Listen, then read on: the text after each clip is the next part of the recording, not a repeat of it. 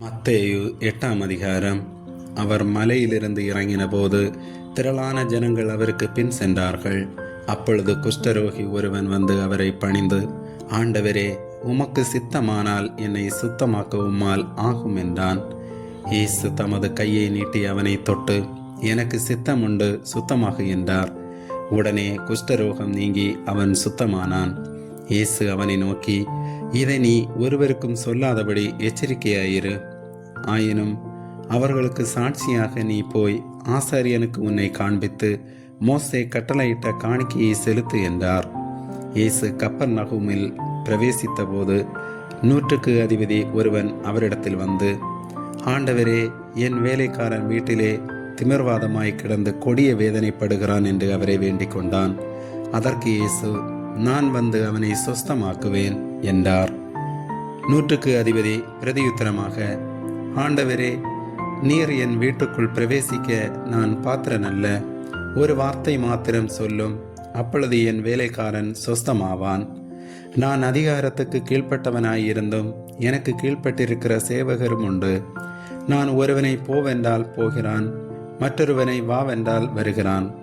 என் வேலைக்காரனை இதை செய் என்றால் செய்கிறான் என்றான். இயேசு இதை கேட்டு ஆச்சரியப்பட்டு தமக்கு பின் செல்லுகிறவர்களை நோக்கி, இஸ்ரவேலருக்குள்ளும் நான் இப்படிப்பட்ட விசுவாசத்தை காணவில்லை என்று மெய்யாகவே உங்களுக்கு சொல்லுகிறேன். அநேகர் கிழக்கிலும் மேற்கிலும் இருந்து வந்து பரலோக ராஜ்யத்தில் ஆபிரகாம், ஈசாக்கு, யாக்கோபு என்பவர்களோடு பந்தி இருப்பார்கள். ராஜ்யத்தின் புத்திரரோ புறம்பான இருளிலே தள்ளப்படுவார்கள். அங்கே அழுகையும் பற்கடிப்பும் உண்டாயிருக்கும் என்று உங்களுக்கு சொல்லுகிறேன் என்றார். பின்பு இயேசு 100க்கு அதிபதியை நோக்கி, நீ போகலாம், நீ விசுவாசித்தபடியே உனக்கு ஆக கடவது என்றார். அந்த நாளிகையிலே அவன் வேலைக்காரன் சொஸ்தமானான். இயேசு பேதுருவின் வீட்டிலே வந்து அவன் மாமி ஜுரமாய் கிடக்கிறதை கண்டார். அவர் அவள் கையை தொட்டவுடனே ஜுரம் அவளை விட்டு நீங்கிட்டு அவள் எழுந்திருந்து அவர்களுக்கு பணிவிடை செய்தாள். அஸ்தமனமான போது பிசாசு பிடித்திருந்த அநேகரை அவரிடத்தில் கொண்டு வந்தார்கள். அவர் அந்த ஆவிகளை தமது வார்த்தையினாலே துரத்தி பிணியாளிகள் எல்லோரையும் சொஸ்தமாக்கினார். அவர் தாமே நம்முடைய பலவீனங்களை ஏற்றுக்கொண்டு நம்முடைய நோய்களை சுமந்தார் என்று ஈசாயா தீர்க்கதரிசியினால் உரைக்கப்பட்டது நிறைவேறும்படி இப்படி நடந்தது. பின்பு திரளான ஜனங்கள் தம்மை சூழ்ந்திருக்கிறதை இயேசு கண்டு அக்கறைக்கு போக கட்டளையிட்டார். அப்பொழுது வேதபாரகன் ஒருவன் வந்து, போதகரே, நீர் எங்கே போனாலும் உம்மை பின்பற்றி வருவேன் என்றான்.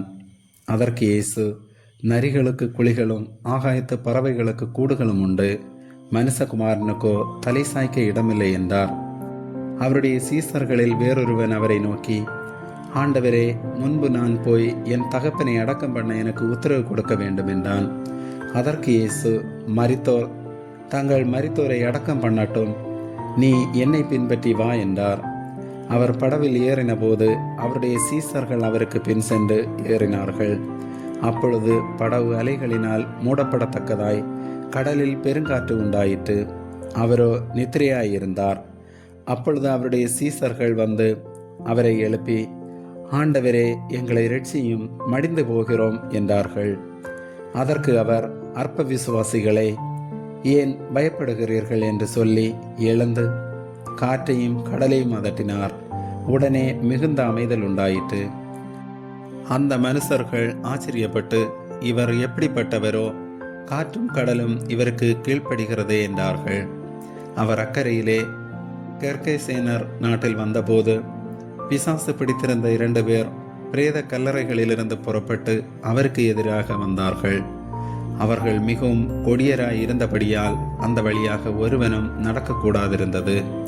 அவர்கள் அவரை நோக்கி, இயேசுவே, தேவனுடைய குமாரனே, எங்களுக்கும் உமக்கும் என்ன? காலம் வரும் முன்னே எங்களை வேதனைப்படுத்த எங்கே வந்தீரோ என்று கூப்பிட்டார்கள். அவர்களுக்கு கொஞ்ச தூரத்தில் அநேகம் பன்றிகள் கூட்டமாக மேய்ந்து கொண்டிருந்தன.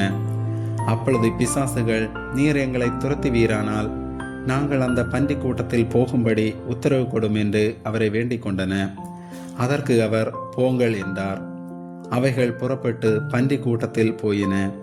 அப்பொழுது பன்றி கூட்டமெல்லாம் உயர்ந்த மேட்டிலிருந்து கடலிலே பாய்ந்து ஜலத்தில் மாண்டு போயின. அவைகளை மேய்த்தவர்கள் ஓடி பட்டணத்தில் சென்று இந்த சங்கதிகள் எல்லாவற்றையும் பிசாசு பிடித்திருந்தவர்களுக்கு சம்பவித்தவைகளையும் அறிவித்தார்கள்.